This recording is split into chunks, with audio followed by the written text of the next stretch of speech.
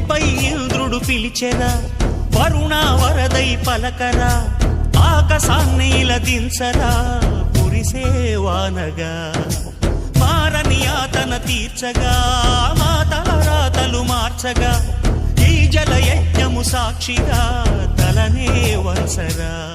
మహారాజు తాని సమిధల్లి మారి నిలువెల్లా వెలిగెరా, భోగాన్ని విడిచి త్యాగాన్ని వలచి తాపసిగా నిలిచెరా.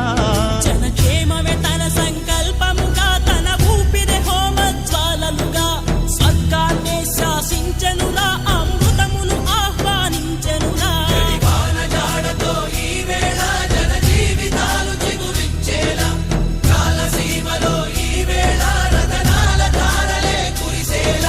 కల్లు కల్లు మని సిరిము వల్లే చినుకే చేరగా, జల్లు జల్లు మని పులకి